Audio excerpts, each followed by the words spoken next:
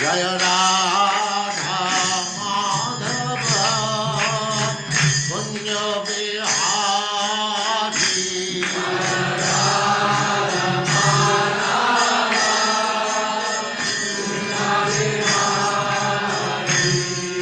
जय राधा माधव कुंज बिहारी।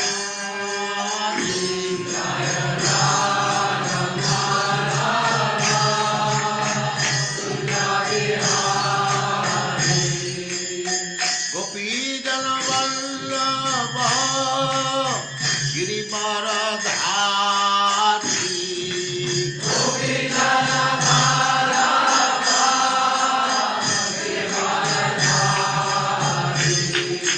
गोपीजन वल्लभ गिरिवरधारी।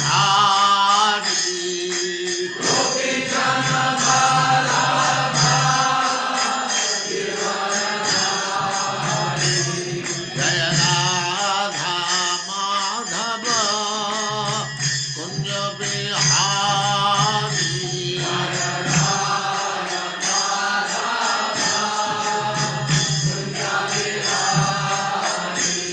जय राधा माधव कुंज बिहारी।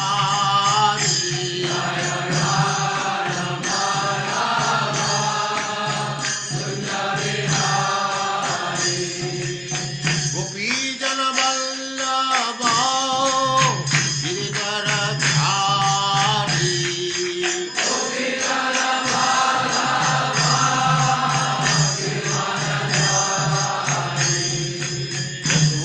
यशोदानंदन व्रज जनरंजन।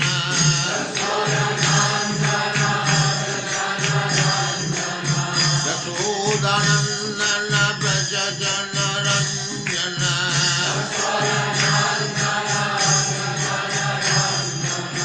जमुना तीर वनचारी।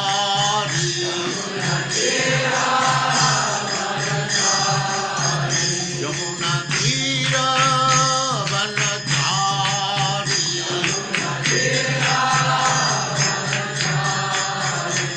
जय राधा माधव कुंज बिहारी।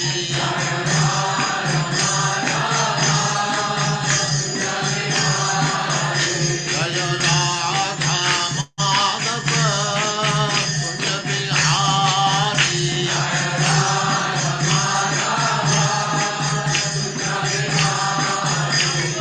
गोपीजन वल्लभ गिरिवरधारी।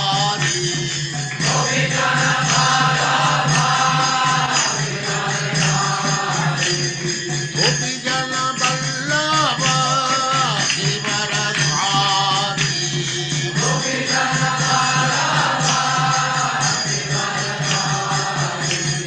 यशोदानंदन व्रज जनरंजन।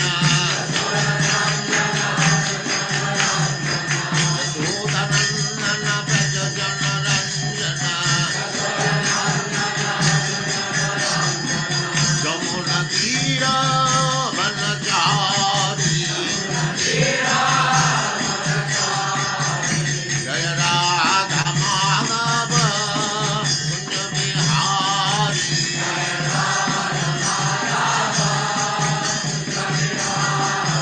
जय राधा माधव कुंज बिहारी।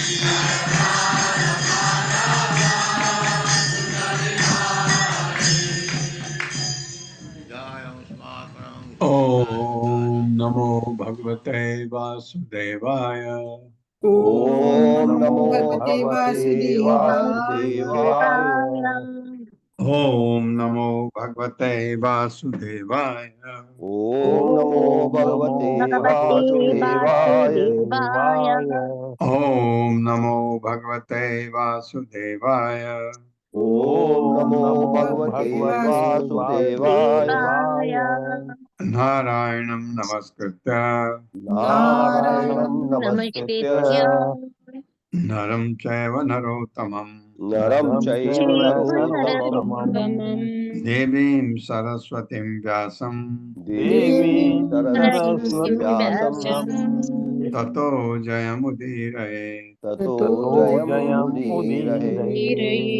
नष्टप्रायेषु भद्रेषु नष्टप्रायेषु भद्रेषु नित्यं भागवत सेवया नित्यं भागवत सेवया भगवते उत्तमश्लोके भगवते उत्तमश्लोके भक्तिर्भवति नैष्टिकी। भक्तिर्भवति नैष्ठिकी। हरे कृष्ण, आप सबका स्वागत है। हरे कृष्ण प्रभु जी, दंडवत प्रणाम। तो ब्रह्मा जी स्तुति कर रहे हैं भगवान की। बहुत बहुत खुश हो गए ब्रह्मा जी भगवान के इस महिमा को देखते हुए। अब उनकी स्तुति कर रहे हैं। ज्ञाने प्रयासम उदपास्य नमन्त एव जीवन्ति सन् मुखरितां भवदीय वार्ताम् स्थाने स्थिता श्रुतिगतां तनुवां मनोभिः हे प्रायसो अजित जितो अपि असि त्रयः त्रिलोक्याम्। मेरे साथ, ज्ञाने प्रयासम उदपासनमन्त एव ज्ञाने प्रयासमुदपास्य नमन्त एव जीवन्ति सन्मुखरितां भवदीय वार्ताम् जीवन्ति सन्मुखरितां भवदीय वार्ताम् स्थाने स्थिताः श्रुतिगतां तनुवां मनोभिः स्थाने स्थिताः श्रुतिगतां तनुवां मनोभिः ये प्रायसो अजित जितो अपि असि त्रयः त्रिलोक्याम्। ये प्रायशो जितोऽप्यसि त्रैलोक्याम्। ज्ञाने, ज्ञान के लिए प्रयासम प्रयास, उदपास्य त्याग कर, नमनतः नमस्कार करते हुए एवं केवल जीवंती जीवित रहते हैं सत मुखरिताम शुद्ध भक्तों द्वारा उच्चारित भवदीय वार्ताम आपकी कथा स्थाने अपने भौतिक स्थान में चिता स्थित रहकर श्रुतिगताम सुन करके प्राप्त तनु अपने शरीर द्वारा वाक शब्द मनोभिः तथा मन के द्वारा ये जो पायसः अधिकांशतः अजित है अजय भगवान के लिए चितः जीत गए अभी फिर भी असी हो जाते हो तय उनके द्वारा त्रिलोक्याम तीनों लोकों में। मेरे साथ पढ़े, जो लोग अपने प्रतिष्ठित सामाजिक पदों पर रहते हुए अपने प्रतिष्ठित सामाजिक पदों पर रहते हुए ज्ञान विधि का तिरस्कार करते हैं ज्ञान विधि का तिरस्कार करते हैं और मन वचन और कर्मों से मन वचन और कर्मों से आपके तथा आपके कार्यकलापों के आप तथा आपके कार्यकलापों के गुणगान के प्रति सम्मान व्यक्त करते हैं गुणगान के प्रति सम्मान व्यक्त करते हैं और आप तथा आपके द्वारा गुंजित इन कथाओं में इन कथाओं में अपना जीवन न्यौछावर कर देते हैं। अपना जीवन न्यौछावर कर देते हैं। वे निश्चित रूप से आपको जीत लेते हैं। वे निश्चित रूप से आपको जीत लेते हैं। अन्यथा आप तीनों लोकों में किसी के द्वारा भी अजय है। किसी के द्वारा भी अजय है। हाँ, तो आपको कोई नहीं जीत सकता, लेकिन जो आपके इन कार्यकलापों के आपके गुणगान के प्रति सम्मान व्यक्त करते हैं और आपकी कथाओं में अपना जीवन न्यौछावर कर देते हैं, वो जीत जाते हैं आपको। भक्त वत्सल है भगवान, तो ये कह रहे हैं ब्रह्मा जी। तात्पर्य माता जी। हरे कृष्ण सुशील प्रभु जी। हरे कृष्णा माता जी, प्रभु जी दंड प्रणाम। तात्पर्य श्रील प्रभुपाद द्वारा श्री प्रभुपाद की जय। यहाँ उद्पास्य शब्द स्पष्ट सूचित करता है कि मनुष्य को मानसिक चिंतन की विधि अर्थात ज्ञान द्वारा परम शब्द को सत्य को समझने का तनिक भी प्रयास नहीं करना चाहिए, क्योंकि यह निश्चित है कि इससे ईश्वर का अपूर्ण एवं निर्विशेष ज्ञान ही प्राप्त हो सकता है। जीवंत शब्द सूचित करता है कि जो भक्त सदैव भगवान कृष्ण के विषय में श्रवण करता है वो भगवत धाम वापस जाता है, भले ही वो कुछ भी ना करे और केवल भगवान विषय कथाएं ही सुनता रहे। श्री सनातन गोस्वामी ने तनुवाग मनोभी शरीर वाणी तथा मन द्वारा शब्दों की व्याख्या 3 प्रकार से की है। भक्तों के प्रसंग में वे मनसा वाचा कर्मा भगवान श्री कृष्ण को जीतने में समर्थ होते हैं। इस प्रकार कृष्ण भावनामृत में पूर्ण बनकर वे अपने हाथों से उनके चरण कमलों का स्पर्श कर सकते हैं, अपनी वाणी से उन्हें बुला सकते हैं, उनका चिंतन मात्र करके अपने मन के अंदर उनका प्रत्यक्ष दर्शन कर सकते हैं। भक्तों के प्रसन्न में तनुवांग मनोभी शब्द अजित के द्योतक हैं और सूचित करते हैं कि जो व्यक्ति भगवान श्री कृष्ण की प्रेमा भक्ति नहीं करते वे अपने शारीरिक बल, वाचातुर्य या मानसिक शक्ति से परम सत्य को जीत नहीं सकते। सारे प्रयासों के बावजूद परम सत्य उनकी पहुंच से परे रह जाते हैं। जितः शब्द के प्रसंग में तनुवांग मनोभी शब्द ये सूचित करते हैं कि भगवान श्री कृष्ण के शुद्ध भक्त उनके तन, मन तथा वाणी को जीत सकते हैं। भगवान श्री कृष्ण का शरीर जीत लिया जाता है क्योंकि वे सदैव अपने शुद्ध भक्तों के साथ रहते हैं। भगवान श्री कृष्ण की वाणी जीत ली जाती है क्योंकि वे सदैव अपने भक्तों की महिमा का गान करते हैं। और भगवान श्री कृष्ण का मन जीत लिया जाता है क्योंकि वे सदैव अपने प्रिय भक्तों के विषय में सोचते रहते हैं। श्रील विश्वनाथ चक्रवर्ती ठाकुर ने तनुवांग मनोभी शब्दों की व्याख्या नमनतः यानी प्रणाम करना के साथ जोड़ते हुए की है। वे बताते हैं कि भक्तगण मनसः वाचा कर्मणा भगवान विषय कथाओं का आदर करते हुए उनका पूरा लाभ उठा सकते हैं। श्री भगवान की कथाओं को नमस्कार करते समय भक्त को चाहिए कि अपने हाथों तथा सिर से भूमि स्पर्श करते हुए शरीर को सेवा में लगाए। वो श्रीमद् भागवत तथा श्रीमद् भागवत गीता जैसे दिव्य ग्रंथों एवं इन ग्रंथों का प्रचार करने वाले भक्तों की प्रशंसा करने में अपनी वाणी को लगाए तथा श्री भगवान की कथाओं का श्रवण करते समय आदर तथा आनंद का अनुभव करने में अपने मन को लगाए। इस प्रकार जिस निष्ठावान भक्त ने कृष्ण विषय स्वल्प ज्ञान भी प्राप्त कर लिया वो उसको जीत सकता है और उसके पास शाश्वत जीवन बिताने के लिए भगवत धाम वापस जा सकता है। हरे कृष्णा हरे कृष्णा। हरे कृष्णा प्रभु। बहुत अच्छा प्रभुपाद ने समझाया है। एक तो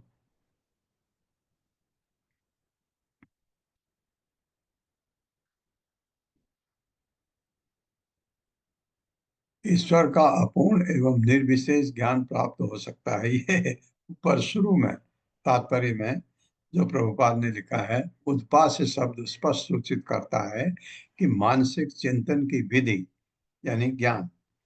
मानसिक चिंतन हम करते हैं ना, 1+1 2, 2+3 5, और ये ऐसा हुआ तो ये इतना होगा, 4 में से 4 घटाएंगे तो 0 आएगा। ये चीजें, ये मानसिक हमारा चिंतन ज्ञान।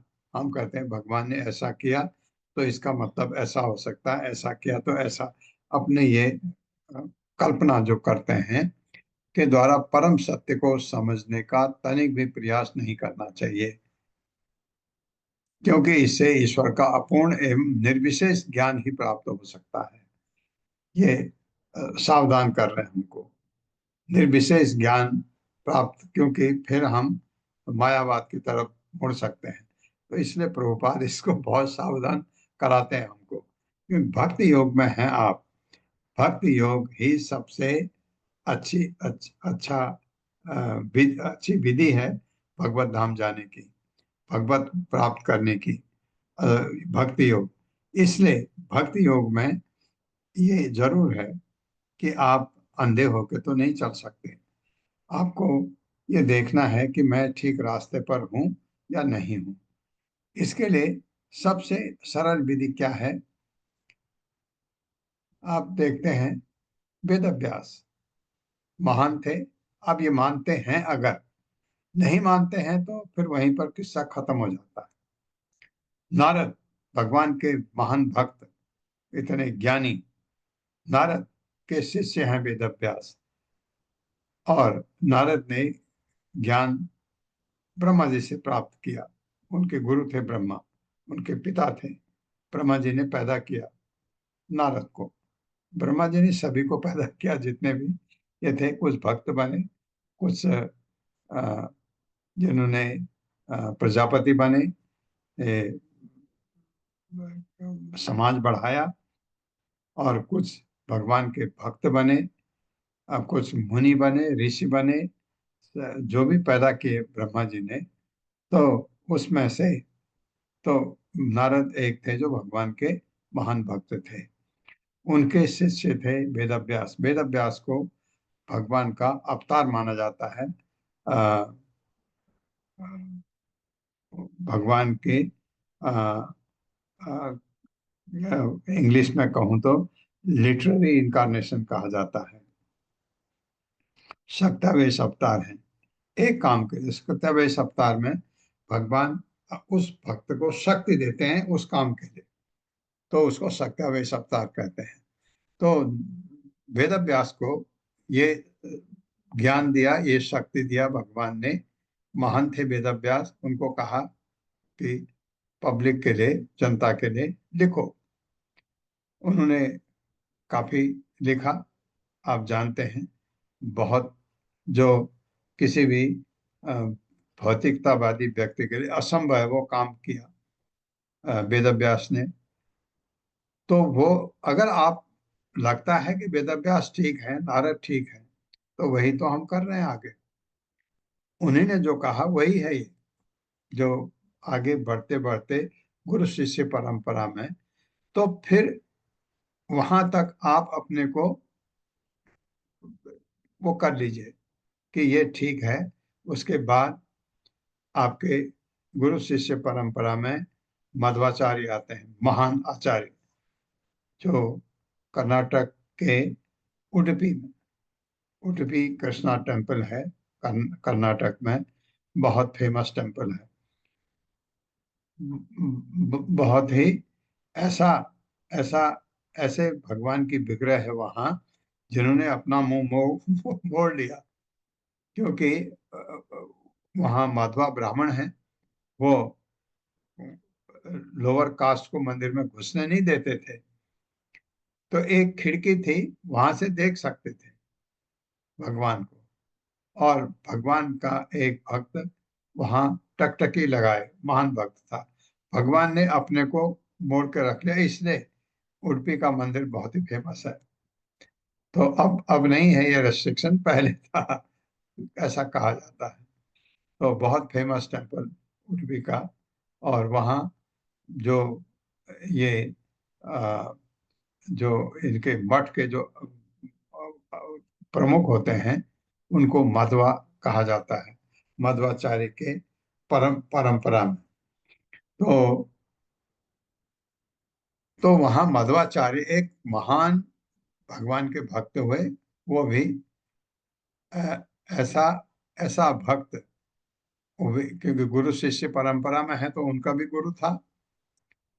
हमारे गुरु शिष्य परंपरा में है वो माधवाचार्य, जिनको भागवतम पूरी याद थी, पूरी भागवतम। और उन्होंने अपने, हमने देखा भी था, उन्होंने कहीं पर लिखा है इस श्लोक के बीच में ये भी आना चाहिए, इतना ज्ञान था उनको। तो माधवाचार्य आपने मान लिया, ये ठीक है। बीच में इसमें, क्योंकि भगवान चैतन्य महाप्रभु भी उसमें है, इसलिए है क्योंकि उन्होंने संन्यास लिया। भगवान तो इसमें होने नहीं चाहिए गुरु शिष्य परंपरा में, लेकिन क्योंकि वो भक्त के रूप में आए और उन्होंने संन्यास लिया, संन्यास लिया तो गुरु चाहिए, संन्यास देगा कौन, आपका गुरु चाहिए। तो उस वजह से वो भी उस परंपरा में है। अगर आप उनको मानते हैं तो फिर आपको ये इसने क्या कहा उसने क्या कहा इस चीज में ध्यान नहीं देना चाहिए। वही प्रभुपाद कह रहे हैं, क्योंकि कभी कभी आप अगर फिलॉसफी पढ़ते हैं, बहुत सारे ग्रंथ हैं, बहुत लिखा है लोगों ने, जो निर्विशेषवाद है वो भी एक महान अ, रास्ता है, लेकिन हम उसको नहीं फॉलो करते हैं, इसलिए उस तरफ आप जाएंगे, हो सकता है आपको वो ठीक लगने लगे और आपका जीवन पूरी तरह से दूसरी डायरेक्शन में चला जाएगा। भक्ति में अगर हम रहें तो शायद हम भगवत प्राप्ति कर सकते हैं, वहां रहें तो भगवत प्राप्ति थोड़ा मुश्किल होता है। मुश्किल मतलब एकदम नहीं है, कुछ जो प्रभुपाद को उन लोगों ने बहुत सताया, मेरे ख्याल से प्रभुपाद उनको बिल्कुल जड़ से उखाड़ देना चाहते हैं अपने भक्तों के लिए। प्रभुपाद हमेशा जहां मौका मिलता है निर्विशेष बात को बहुत कंडेम करते हैं। और चैतन्य महाप्रभु ने कहा था वो अपराधी हैं, क्योंकि वो भगवान के साकार रूप को नहीं मानते, इसलिए वो अपराधी हैं। ये कहा चैतन्य महाप्रभु ने, तो प्रभुपाद पूरा उसको फॉलो किए। इसलिए ये कहा है कि हमको गलती से हम निर्विशेष बात की तरफ न मुड़ जाएं, तो ऐसे फिलॉसफी को हमको पढ़ने की जरूरत नहीं। सिर्फ आप भक्ति योग पर आगे बढ़ते रहिए, भगवान की कथाओं को सुनिए, भगवान ने क्या क्या कहा है। तो ऐसा करते करते प्रभुपाद लिख रहे हैं कि हम भगवत प्राप्ति कर सकते हैं, ये रास्ता हमारे लिए है। ये बात तो ये ब्रह्मा जी बता रहे हैं। श्रेयः सितम भक्तिम उदस्यते विभो कृष्यन्ति ये केवल बोध लब्धये तेषामसौ क्लेशल एव शिष्यते न अन्यद् यथा स्थूल तुष अवघनातिनाम अव अवघातिनाम। मेरे साथ,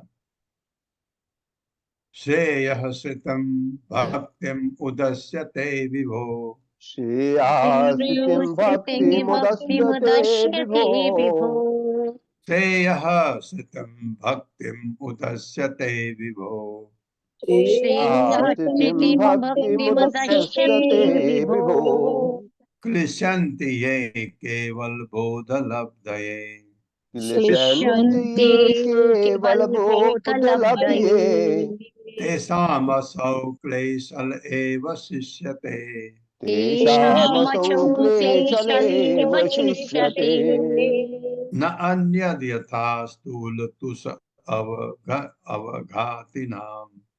नान्यद्यथा स्थूलतुषावघातिनाम् शब्दार्थ श्रेय परम लाभ का, श्रुतिम मार्ग, भक्तिम भक्ति, उदस्य त्याग करके, ते वे विभो हे सर्वशक्तिमान भगवान, क्लिश्यन्ति क्लेश सहन करते हैं, ये जो केवल एकमात्र बोध ज्ञान की लब्धे प्राप्ति के लिए, तेसाम उनके लिए, असौ यह क्लेशलह झंझट, एवं केवल शिष्यते रहती है, न कुछ नहीं अन्य दूसरा, यथा जिस तरह स्थूल तुषा थोथी भूसी अवघाती नाम मारने वालों के लिए। मेरे साथ पढ़िए, हे प्रभु हे प्रभु आत्म साक्षात्कार का सर्वोत्तम मार्ग तो आत्म साक्षात्कार का सर्वोत्तम मार्ग तो आपकी ही भक्ति है। आपकी भक्ति है। ये कह रहे हैं ब्रह्मा जी। यदि कोई इस मार्ग को त्याग करके, यदि कोई इस मार्ग को त्याग करके ज्ञान के अनुशील में प्रवृत्त होता है तो ज्ञान के अनुशीलन में प्रवृत्त होता है तो उसे क्लेश उठाना होगा उसे क्लेश ही उठाना होगा और वांछित फल भी नहीं मिल पाएगा। और और वांछित फल भी नहीं मिल पाएगा। फल भी नहीं मिल पाएगा। जिस तरह थोथी भूसी को पीटने से जिस तरह थोथी भूसी को पीटने से पीटने से अन्न नहीं मिलता। अन्न नहीं अन्न मिलता। नहीं मिलता। हाँ, जैसे भूसा होता है ना, भूसा को कितना भी कूट दें उसके अंदर अनाज तो होता ही नहीं। उसी तरह उसी तरह जो केवल चिंतन करता है जो केवल चिंतन करता है करता है उसे आत्म साक्षात्कार नहीं हो पाता। उसे आत्म साक्षात्कार नहीं हो पाता। नहीं हो पाता। उसके हाथ केवल क्लेश लगता है। उसके हाथ केवल क्लेश केवल लगता है। क्लेश लगता है। क्लेश लगता है। ये कह रहे हैं ब्रह्मा जी, तात्पर्य प्रभुपाद द्वारा। हरे कृष्णा अशोक प्रभु जी। हरे कृष्णा माता जी, हरे कृष्णा प्रभु जी, दंडवत प्रणाम। शीला प्रभुपाद जी की जय। शीला प्रभुपाद जी की कृपा से उनके शिष्यों हृदयानंद दास गोस्वामी पाद और श्री गोपी पराधन दास द्वारा तात्पर्य। परम पुरुष की प्रेमा भक्ति प्रत्येक जीव का सहज तथा शाश्वत कर्म है। यदि कोई व्यक्ति अपने वैधानिक कर्म को त्याग कर निर्विशेष ज्ञान के माध्यम से तथाकथित प्रकाश की खोज करता है तो बनावटी प्रक्रिया का अनुसरण करने से मिलने वाले क्लेश के अतिरिक्त कुछ भी उसके हाथ नहीं लगता। कोई मूर्ख थोती भूसी को कितना ही क्यों न पीटे, किंतु वो उसमें से अन्न नहीं प्राप्त कर सकता। इसी तरह जो व्यक्ति पूर्ण पुरुषोत्तम भगवान की शरण में गए बिना अपने मन को बारंबार ज्ञान की खोज में लगाता है वो मूर्ख है, क्योंकि ज्ञान का सार तथा लक्ष्य तो पूर्ण पुरुषोत्तम भगवान ही है। जिस तरह की कृष्ण कर्म के सारे प्रयासों का एकमात्र लक्ष्य अन्य प्राप्त करना है। वैदिक ज्ञान या यूं कहे कि ईश्वर विहीन भौतिक विज्ञान थोथी भूची के समान है। कोई तर्क कर सकता है कि योगाभ्यास द्वारा या निर्विशेष ज्ञान के अनुशीलन से मनुष्य को प्रतिष्ठा, धन, योग शक्ति या निर्विशेष मुक्ति का लाभ हो सकता है, किंतु वे तथाकथित लाभ व्यर्थ हैं, क्योंकि इनसे जीव को परमेश्वर की प्रेमा भक्त करने का वैधानिक पद प्राप्त नहीं होता। अतः ऐसे लाभ क्षणिक होते हैं, क्योंकि ये जीव की सारभूत मूल प्रकृति के लिए अनावश्यक होते हैं। जैसा कि नृसिंह पुराण में कहा गया है, पत्रेषु पुष्पेषु फलेषु तोयेषु कीर्तलभ्येषु बदैव सत्सु भक्त्या सुलभ्ये पुरुषे पुराणे मुक्तये किमर्थ क्रियन्ते प्रयत्नः। जब आदि पुरुष सहज ही उपलब्ध होने वाली वस्तुओं यथा पत्र, पुष्प, फूल तथा जल से प्राप्त किए जा सकते हैं, तो फिर मुक्त के लिए अलग से प्रयास करने की क्या आवश्यकता है। यद्यपि भगवान श्री कृष्ण की भक्तिमय सेवा की विधि अत्यंत सरल है, किंतु उद्दंड बद्ध जीवों को पूर्ण पुरुषोत्तम भगवान के समक्ष पूर्णतया विनीत बनने और 24 घंटे उनकी सेवा में लगे रहने से में अत्यधिक कठिनाई होती है। ऐसे पथभ्रष्ट जीव जो ईश्वर की अवज्ञा करके भोग करना चाहते हैं, उनके लिए भक्तिभाव अभिशाप है। जब ऐसे उद्दंड जीव ज्ञान, तप तथा योग जैसे गर्वित प्रयासों से श्री भगवान की शरण ग्रहण करने से बच निकलना चाहते हैं, तो वे ईश्वर के सशक्त नियमों द्वारा भौतिक जगत में वापस लौटा दिए जाते हैं और भौतिक संसार नामक भवसागर में डुबो दिए जाते हैं। हरे कृष्ण प्रभु जी, दंडवत प्रणाम। हरे कृष्ण। तो सवाल ये है, अगर इस तरीके से भगवत प्राप्ति हो सकती है तो ये विधि क्यों करना है, जिसमें जैसे आप देखते हैं भगवत गीता के 6ठे अध्याय में ये काफी तरीके बताए गए भगवत प्राप्ति के। ये योग, कर्म योग, ज्ञान योग और हठ योग, अष्टांग योग, बहुत सारे हमने देखे थे उधर। उसमें ये बताया गया कि उन योग के द्वारा, क्योंकि उसमें भगवान की भक्ति नहीं है, वो पहुंचना चाहते हैं भगवान तक बिना भक्ति किए हुए, तो वो कठिन मार्ग है, बहुत कठिन है। और उसके बाद भी उनको भगवान का जो रूप है, ज्ञानी ज्ञानी जो है, वो कहाँ जाते हैं, निर्विशेष बाद में भगवान के ब्रह्म ज्योति तक पहुंचने का कोशिश करते हैं, अपने को उसमें विलीन करना चाहते हैं, ताकि वो एक एक फायदा तो उसमें है कि वो इस भौतिक जगत से छुट्टी पा लेते हैं। दूसरा योगी हैं जो थोड़ा और आगे जाते हैं और वो भगवान को, परमात्मा को अपने हृदय में लाना चाहते हैं, कुछ ले आते हैं। और भक्त तो उससे आगे भगवान का वो सुख उनको नहीं मिल पाता जो भक्त को मिलता है।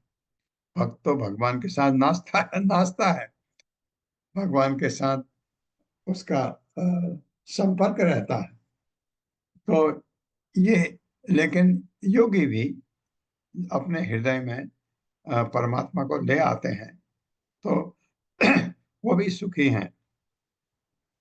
लेकिन भक्ति योग में सबसे आप भगवान के साथ लीला में पार्टिसिपेट करते हैं, तो क्योंकि एक प्रवृत्ति होती है कि आप वेरिकेटेडनेस चाहते हैं, विविधता चाहते हैं जीवन में।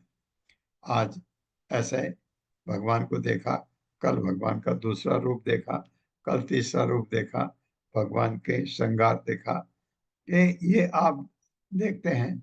और भगवान वहाँ वैकुंठ में आप देखते हैं इतने विविधता है, इतने झरने हैं, इतने पेड़ हैं, कुछ पेड़ इस रंग के हैं, कुछ पेड़ उस रंग के हैं। ये देखते हुए एक एक गार्डन देखा था मैंने जापान में, जहाँ ऋतु के हिसाब से पेड़ों के पत्ते का रंग बदलता है। कभी वो लाल होते हैं और दूसरे ऋतु में वो पीले हो जाते हैं, तीसरे ऋतु में वो हरे हो जाते हैं, किसी ऋतु में वो बदल जाते हैं, ऐसा। तो आपको मजा आता है देखने में, अच्छा लगता है आपको। इसी तरह फूल का है, फूल के अलग अलग रंग के फूल आपको दिखते हैं। ये सब वैरायटी जो है ये वैकुंठ में है। तो भगवत धाम जाने से आपको ये सब दिखता भी है और भगवान के साथ आप आ, उनकी सेवा सेवा करते हैं। तो ये वो ज्यादा अच्छा है या ये ज्यादा अच्छा है, तो ये बहुत अच्छी तरह से भगवत गीता में बताया गया कि भक्ति योग सर्वोपरि है। और दूसरा, वो जो भी योग और बताते हैं, वो जो फिलॉसफी, उसमें बिगिनिंग बहुत कठिन है, शुरू करना बहुत कठिन है। तो और भक्ति योग शुरू करना एकदम सरल है। हरे कृष्ण कृष्ण कृष्ण हरे हरे, हरे राम राम राम। ये ये है भक्ति योग, हमारा तरीका जो हम चैतन्य महाप्रभु को फॉलो करते हैं। तो ये तरीका उन्होंने कहा कलयुग में ये जपो, बस। सबसे बड़ी चीज मनुष्य समाज के लिए यज्ञ करना। यज्ञ भगवान को खुश करने के लिए किया जाता है। यज्ञ करने से आपका कर्म बंधन नहीं होता। तो यज्ञ इसलिए जरूरी बताया गया, कलयुग में यज्ञ करना असंभव है। तो भगवान ने चैतन्य महाप्रभु के रूप में आए, कहा यज्ञ करने का जरूरत कलयुग में तुम कर ही नहीं सकते, उसमें ये कठिनाई ये कठिनाई ये कठिनाई। और जो वेदों के श्लोक बिल्कुल शुद्ध, वो उनके स्वरों के साथ ऊंच नीच उसके साथ करना होता है। तो कोई है नहीं ऐसा जो कर सकता है। और यज्ञ करने का जगह बड़ी शुद्ध चाहिए, आपका धन बहुत शुद्ध चाहिए, और सब कुछ ये चीजें कलयुग में नहीं होने के कारण उन्होंने संकीर्तना यज्ञ शुरू किया। चैतन्य महाप्रभु ने, वो जहां भी जाते थे अपने साथ संकीर्तन करते थे, सारे लोगों के साथ नाचते थे। ये उन्होंने शुरू किया कलयुग के लिए। तो कलयुग के लिए आपके लिए वो भी सरल बना दिया। तो ये तरीका है, तो आपको कोई कठिनाई नहीं है शुरू करने में। हाँ, कठिनाई कहाँ है, मन लगाना है भगवान की तरफ। ये जो भक्ति योग का मतलब ये नहीं कि आपने जप कर दिया, मन कहीं था, जप किया और भगवान को नमस्कार कर दिया।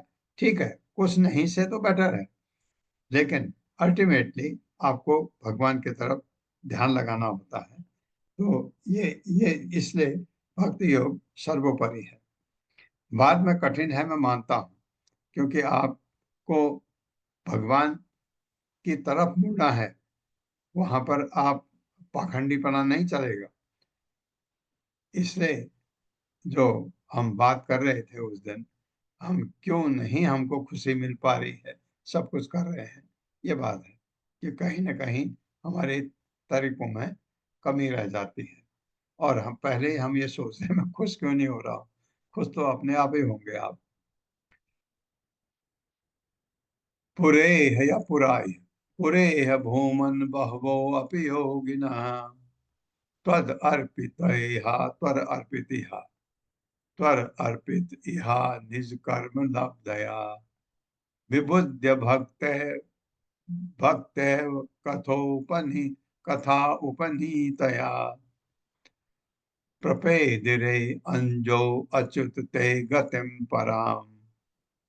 मेरे साथ पुरेह भूमन बहवो अपि योगिनः पुरेह भूमन बहवोऽपि योगिनः त्वर अर्पित इहा निज कर्म लब्धया त्वदर्पितेहा निज कर्म लब्धया विबुद्ध भक्तैव कथा उपनीतया विबुद्ध भक्त्यैव कथोपनीतया प्रपेदिरे अंजो अच्युते गतिम पराम।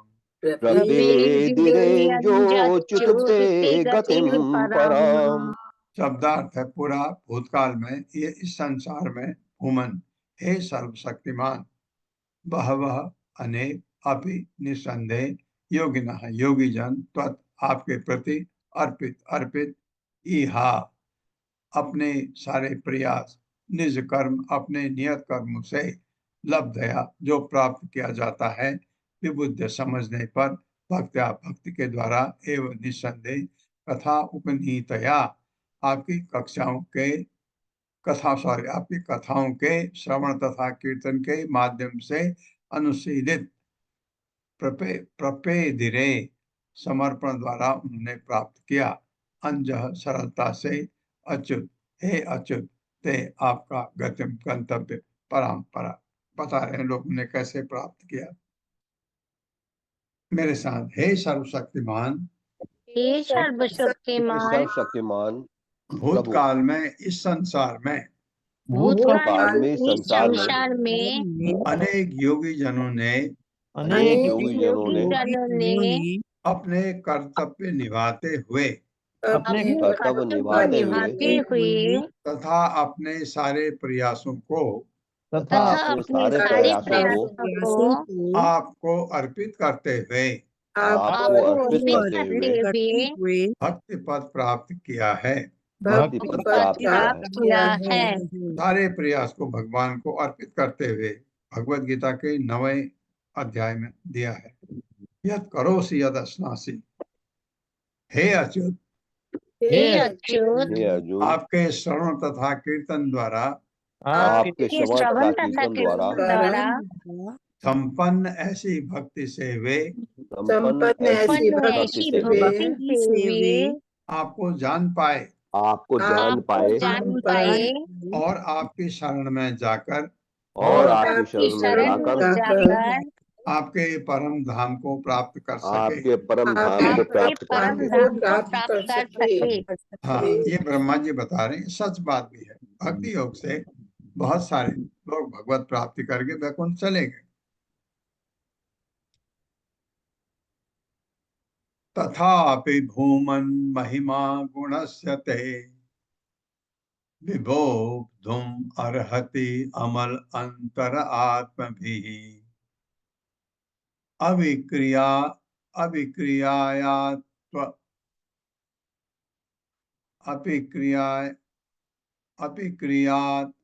स्व अनुभवात् अरूपतो हे अनन्य बोध्य आत्मतया न च अन्यथा। मेरे साथ तथापि भूमन महिमा गुणस्य ते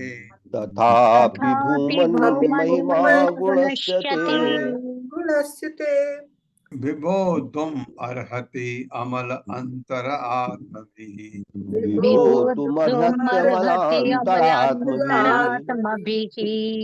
अभिक्रियात् स्व अनुभवात् अरूपतो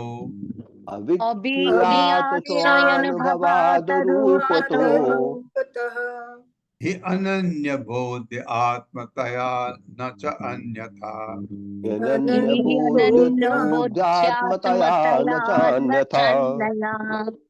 तथापि फिर भी भूमन हे असीम महिमा शक्ति अगुणस्य भौतिक गुणों से रहित ते आपकी विबोधुम समझने के लिए अर्हति समर्थ होता है। अमल निष्कलंक अंतः आत्म भी मन तथा इंद्रियों से अविक्रियात भौतिक भेद पर निराश्रित स्व अनुभवात परमात्मा के अनुभव से अरूपतः भौतिक रूपों के प्रति अनुरक्त हुए बिना ही निसंदेह अनन्य बोध्य आत्मतया बिना किसी अन्य प्रकाशक के जैसा कि स्वतः प्रकट न नहीं च तथा अन्यथा नहीं तो।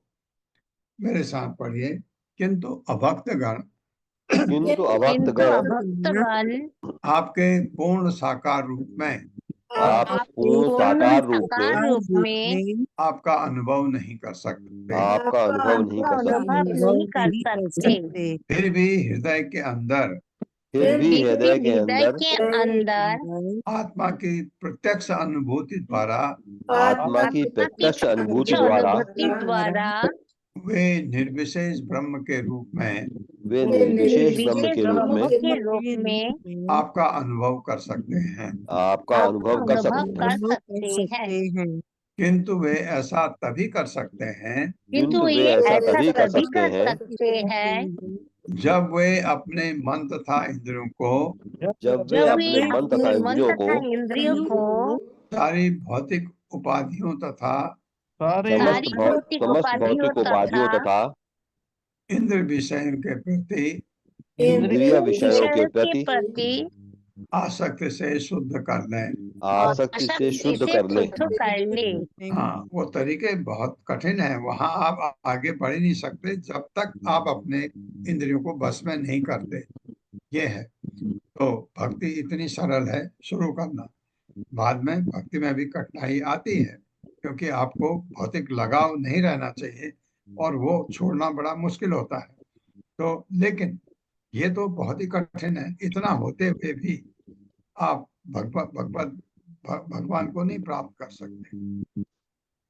और शुद्ध अपने को उनको भी करना होता है, काफी कठिन तरीका है वो भी। केवल इस विधि से ही उन्हें इसी विधि से ही उनके समक्ष आपका निर्विशेष स्वरूप प्रकट हो सकेगा। आपका निर्विशेष प्रकट हो सकेगा। ये ब्रह्मा जी कह रहे हैं उनको निर्विशेष स्वरूप ही चाहिए क्योंकि उसी को वो अल्टीमेट समझते हैं। निर्विशेष वादी भगवान का रूप मानते ही नहीं, वो कहते होता ही नहीं है। ये तात्पर्य। माता जी।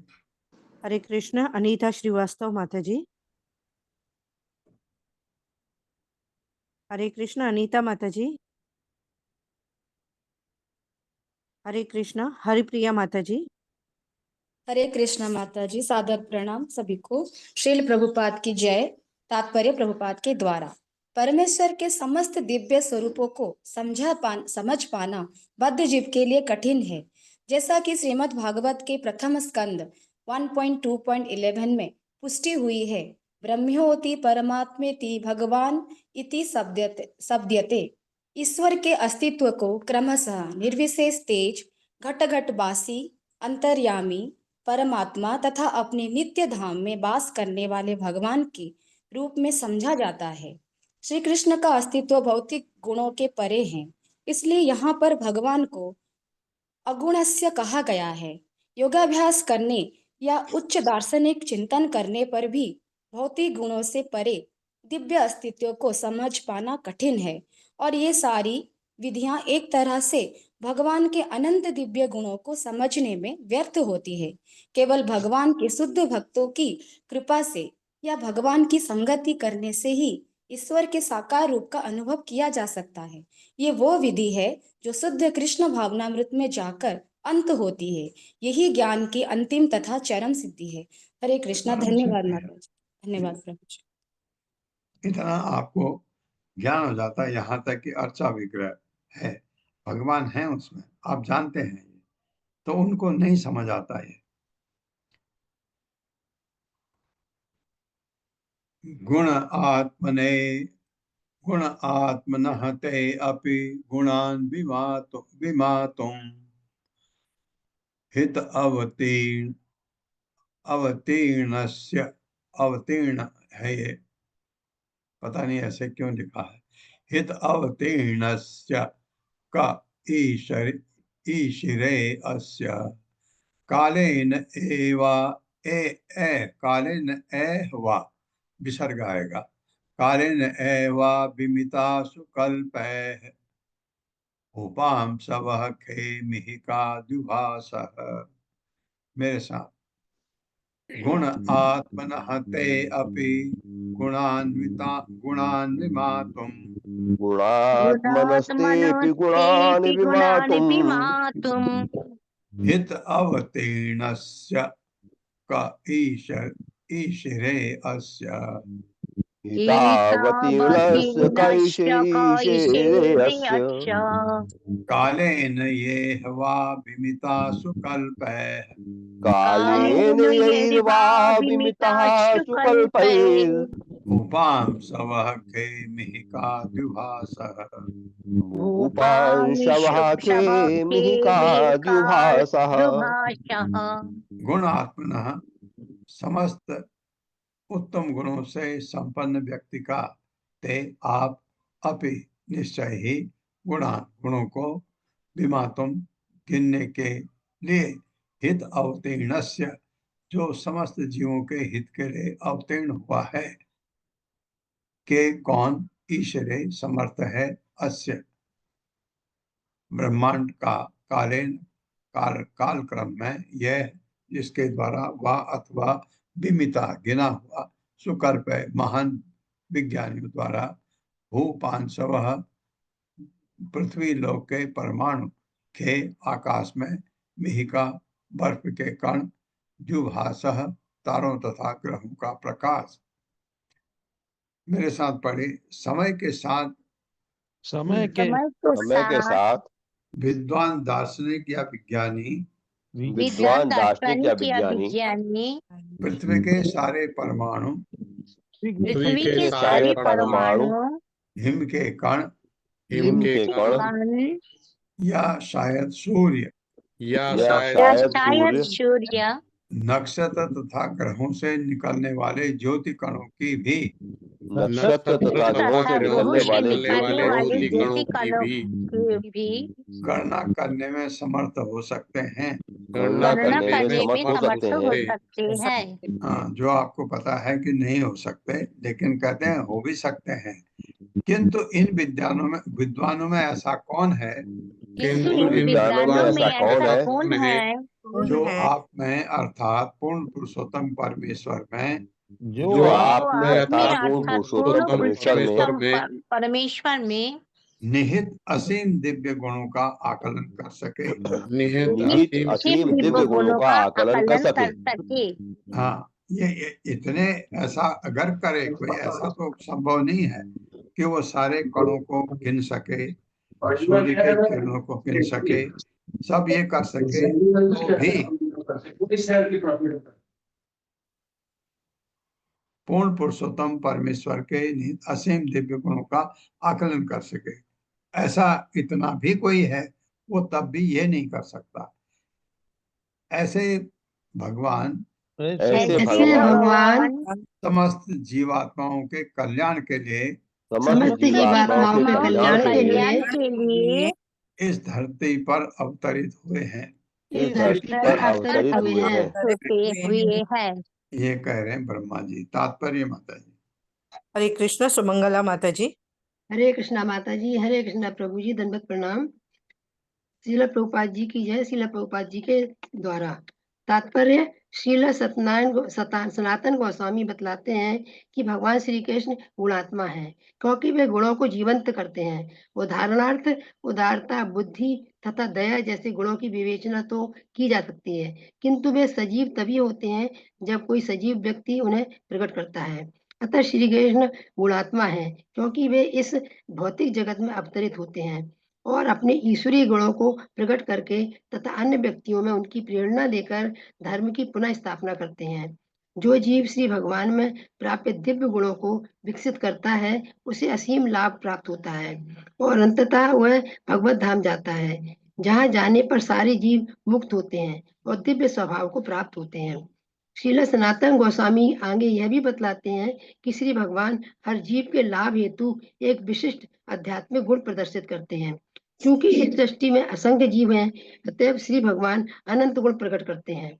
इस प्रकार प्रत्येक बद्ध जीव श्री भगवान को विशिष्ट रूप से जान सकता है। यहाँ पर उदाहरण दिया गया है कि भले ही सबसे विद्वान पंडित गण पृथ्वी, हिम तथा प्रकाश के कणों की गणना कर ले, किंतु तो भी वे श्री भगवान के गुणों को समझ नहीं पाएंगे। इस उदाहरण में पृथ्वी, हिम तथा प्रकाश उत्तरोत्तर सूक्ष्म होते जाते हैं, अतएव उनके अनंत कणों की गणना कर सकना एक प्रकार से बहुत ही कठिन है। श्रील विश्वनाथ चक्रवर्ती के अनुसार भगवान संकर्षण जैसे महापुरुषों ने पृथ्वी के ही नहीं अपितु ब्रह्मांड भर के परमाणुओं की संख्या की गणना की है, किंतु फिर भी संकर्षण जैसे व्यक्ति जो कि अनादिकाल से श्री भगवान की महिमा का निरंतर गुणगान करते आ रहे हैं, उन गुणों की गणना के अंतिम दौर में भी नहीं पहुंच पाए।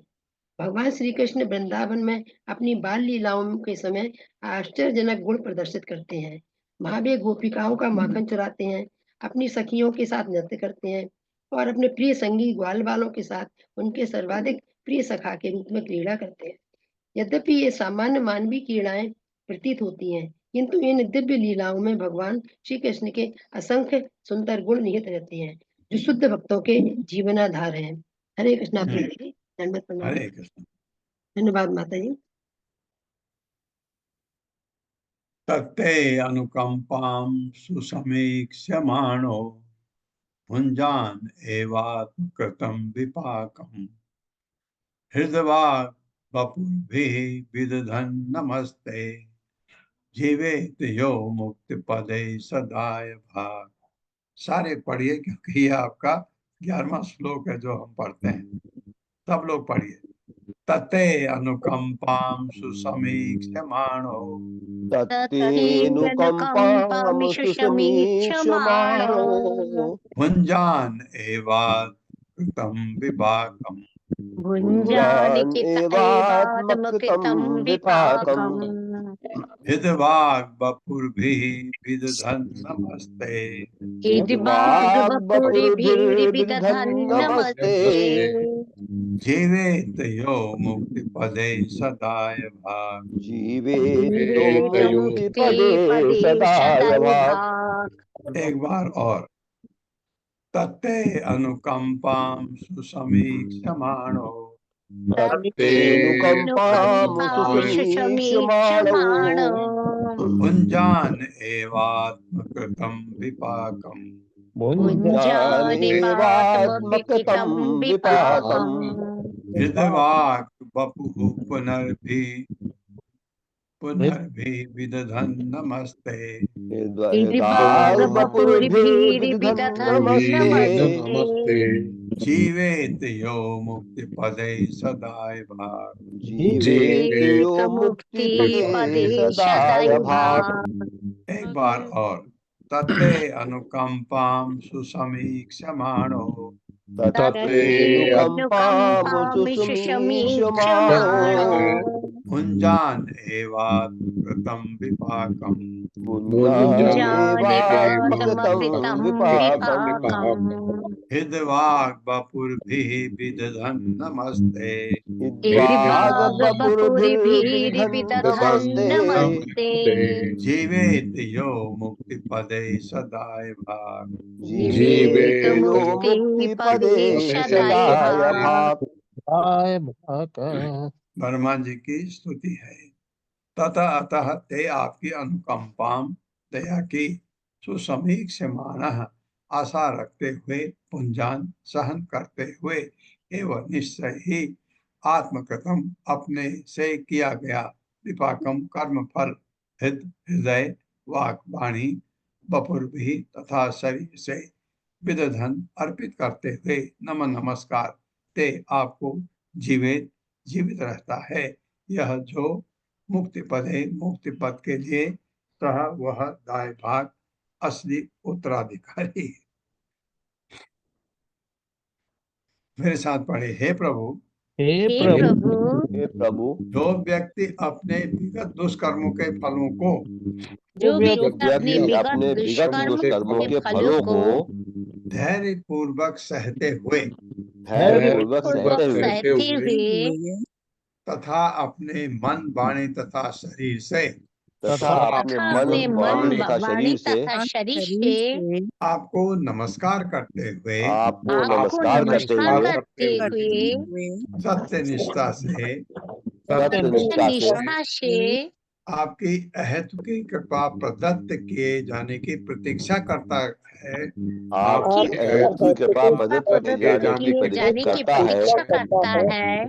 वो अवश्य ही मोक्ष का भागी होता है, वो अवश्य ही मोक्ष का भागी होता है, क्योंकि यह उसका अधिकार बन जाता है। क्योंकि ये उसका अधिकार बन जाता है। कितनी सुंदर बात कही है कि वो कह रहे ब्रह्मा जी ऐसा करे तो आपको उसको मोक्ष देना ही पड़ेगा, क्योंकि उसका अधिकार है। भगवान को कह रहे हैं। तात्पर्य माता जी। हरे कृष्णा सुषमा माता जी। हरे कृष्णा माता जी। प्रभु जी हरे कृष्णा, दंडवत प्रणाम। हरे कृष्ण। श्री प्रभुपाद जी की जय। प्रभुपाद जी के द्वारा तात्पर्य। श्रीधर स्वामी टीका करते हुए बतलाते हैं कि जिस प्रकार वैद पुत्र को पिता का उत्तराधिकारी बनने के लिए केवल जीवित रहना होता है, उसी तरह जो व्यक्ति भक्ति योग के नियमों का पालन करते हुए कृष्ण भावनामृत को अपना प्राणाधार बनाता है, उसे भगवत कृपा प्राप्त होती है। दूसरे शब्दों में वह भगवत धाम को जाता है। सुसमीक्षमाण शब्द सूचित करता है कि भक्त अपने पूर्व पाप कृत्यों के कष्टकारक फलों का भोग करते हुए भी भगवान की कृपा की प्रतीक्षा करता है। भगवान कृष्ण ने भगवत गीता में कहा है कि जो भक्त उनकी शरण में चला जाता है उसे पूर्व कर्म का फल नहीं भोगना पड़ता। फिर भी चूंकि भक्त के मन में अपनी पूर्व पाप मनोवृत्ति के अवशेष रह सकते हैं, अतः भगवान कभी कभी अपने भक्त को दंड देते प्रतीत होते हैं, जो पाप के फलों का जैसा हो सकता है। ईश्वर की संपूर्ण सृष्टि का उद्देश्य जीव की उस प्रवृत्ति को सुधारना है जिसमें वह ईश्वर के बिना भोग करना चाहता है। अतः किसी पाप कर्म के लिए विशेष दंड दिया जाना उस मनोवृत्ति को कम करने के लिए होता है जिससे वह कर्म हुआ होता है। यद्यपि भक्त भगवान की भक्ति के अधीन रहता है, किंतु जब तक वह कृष्ण भावनामृत में पूरी तरह दक्ष नहीं हो लेता, तब तक उसमें इस जगत के मिथ्या सुख को भोगने की थोड़ी थोड़ी प्रवृत्ति रह जाती है। इसलिए भगवान इस बची हुई भोग प्रवृत्ति को समूल नष्ट करने के लिए विशिष्ट स्थिति उत्पन्न करते हैं। निष्ठावान भक्त द्वारा भोगा जाने वाला दुख कर्म फल नहीं है, प्रत्युत ये भगवान की विशिष्ट कृपा होती है कि वे उससे भौतिक जगत छोड़कर भगवत धाम वापस जाने की प्रेरणा देते हैं। निष्ठावान भक्त भगवत धाम जाने के लिए इच्छुक रहता है, इसलिए वह खुशी खुशी भगवान के दयापूर्ण दंड को स्वीकार करता है और वह मन, वचन तथा कर्म से भगवान को आदर देता है तथा नमस्कार करता है। भगवान का सानिध्य प्राप्त करने के लिए भगवान का ऐसा प्रमाणिक दास ईश्वर का वैद पुत्र बन जाता है, जैसा कि दाएं भाग शब्दों से सूचित होता है। जिस प्रकार स्वयं अग्नि बने बिना कोई भी व्यक्ति सूर्य के पास नहीं पहुंच सकता, उसी तरह कठोर शुद्धिकरण विधि का पालन किए बिना कोई परम पवित्र कृष्ण तक नहीं पहुंच सकता। ये शुद्धिकरण भले ही कष्ट जैसा प्रतीत हो, किंतु ये भगवान के हाथों द्वारा किया गया उपचार होता है। हरे कृष्ण प्रभु जी। हरे कृष्ण माता जी। धन्यवाद। बहुत सुंदर। ये कहा मैं आपको बताता हूँ, जब आप भक्ति में होते हैं, क्योंकि हमारे बहुत पाप कर्म हैं, बहुत सारे करते हैं, भौतिक जगत में आप रहते हैं, तो जब रजोगुण तमोगुण में बहुत गलतियां होती हैं, उनका फल मिलता है, तो वो सब फल आपके पिछले जन्म के, उसके पिछले जन्म के भी हो सकते हैं। कैसे कैसे ये बंटवारा होता है पता नहीं, और आपके पास पूरा पूरा थैला भरा पड़ा है पाप कर्मों का। उसमें से कुछ बीज अंकुरित हो गए, वो फल हमको मिलते हैं। भक्ति में अगर मैं सच्चे रूप से भक्ति में लगा हूं तो मेरे पुराने कर्म तो जो फल अभी जो बीज पड़े हैं वो वैसे ही नष्ट हो जाएंगे। भगवान उनको फ्रुक्टिफाई नहीं होने देते, अंकुरित वो होंगे ही नहीं। जो अंकुरित होने जा रहे हैं वो आएंगे, वो फल आपको भोगने पड़ते हैं। एक तो बात ये है जो मैं कहना चाह रहा हूँ इस तात्पर्य में, ये जो फल मुझे मिलते हैं मैं सोचता हूँ कि भगवान ने मेरे ऊपर ये कृपा की कि ये मुझे इतना ही दिया। मैं आपको हमेशा उदाहरण देता हूँ, एक पैर टूट गया मेरा बाहर एक्सीडेंट होके, भगवान को धन्यवाद देते हैं कि आपने दोनों नहीं तोड़वाए। आपने मुझे, मेरे तो ऐसा पापी हूँ, दोनों पैर टूटने चाहिए थे लेकिन आपने एक पैर बचा दिया। ये आपको धन्यवाद करता हूँ, ये आपकी कृपा है मेरे ऊपर। भक्त ऐसा सोचता है। ये तो शुद्धिकरण हो गई जो धैर्य से सहते हुए पाप कर्मों के, पुराने पाप कर्मों के फल को सहते हुए भक्ति में लगा रहता है और उसमें कोई पाखंड नहीं है, उसका शुद्ध भक्ति में लगा है। कुछों को आप देखते हैं कि वो इतने कष्ट भोगते हैं तो आपको लगता है कि ये इतना अच्छा भक्त, इतना कष्ट इसको क्यों हो रहा है। उसका ये मर गया, पत्नी या पति मर गई, बच्चा मर गया, सब कुछ दुख, ये दुख वो दुख, ऐसा लगता है इससे बड़ा दुख नहीं हो सकता। ऐसा आपने देखा होगा या देखेंगे जीवन में, मैंने देखा है एक दो लोगों को ऐसे होते हुए, शुद्ध बहुत अच्छे। तो ये क्यों होता है, यहाँ पर तो थ्योरी फेल हो जाती है। नहीं, कभी नहीं फेल। यही तो बात है कि जो ये हमारा वैदिक साहित्य है ये कभी गलत हो ही नहीं सकता। तो इतना कष्ट उसको क्यों? क्योंकि भगवान उसको अब वैकुंठ ले जाना चाहते हैं। क्योंकि इतने, जैसे एक किसी ने कोई हत्या की, उसको अगर फांसी हो गई उसका भला है, क्योंकि इस पाप को वो अगले जन्म में नहीं ले जाता। इसी तरह से हमारे पुराने कर्मों का फल अगर भगवान पूरा का पूरा दे रहे हैं, तो अगर भक्त है, भक्त को पूरा का पूरा मिल रहा है, तो भक्त के लिए वो अच्छा है। भगवान को भक्त धन्यवाद देता है, और लेकिन भक्त तब भी करता है, इतने कष्ट में है तब भी भक्ति करता है, भगवान के चरणों में अपना मन लगाए रखता है। ये बात है। ये तो ये ब्रह्मा जी कह रहे हैं अब इसका इसका अधिकार है कि वो अब भगवत धाम जाए, आप उसको रोक नहीं सकते। बहुत बढ़िया श्लोक है ये। अब उसको कहते हैं ये उसका अधिकार बनता है। ब्रह्मा जी बहुत अच्छी तरह एक इसमें लिखा हुआ है, ये आपको नमस्कार करते हुए सत्य निष्ठा से आपकी अहेतुकी कृपा प्रदत्त किए जाने की प्रतीक्षा करता है। इतने इतने कष्टों को जो भोग रहा है अब अवश्य ही मोक्ष का भागी होता है, क्योंकि यह उसका अधिकार बन जाता है। ये हमारे भक्त का अधिकार बनता है, आपको देना ही पड़ेगा। ये कह रहे ब्रह्मा जी, भगवान की स्तुति करते हैं। ओम अज्ञानतिमिरान्धस्य ज्ञानाञ्जनशलाकया चक्षुरुन्मिलितमेन तस्मै श्रीगुरवे नमः। नमो विष्णुपादाय कृष्णपृष्ठाय भूतले श्रीमते भक्तिवेदांत स्वामिनिति नामिने। नमस्ते सरस्वती देवे गौरवाणी प्रचारिणे निर्विषय शून्यवादी वाचार्य सतारिणे। जय हो श्री कृष्ण चैतन्य प्रभु नित्यानंद, श्री अद्वैत गदाधर शिवासादि गौर भक्तवृंद। हरे कृष्णा कृष्ण कृष्ण हरे हरे, हरे राम राम राम हरे हरे। हरे कृष्णा। आप सबका बहुत बहुत धन्यवाद है। हरे कृष्णा हरे कृष्णा कृष्णा प्रभु जी, प्रभु जी, दंडवत प्रणाम। साष्टांग हरे दंडवत। कृष्णा प्रभु हरे।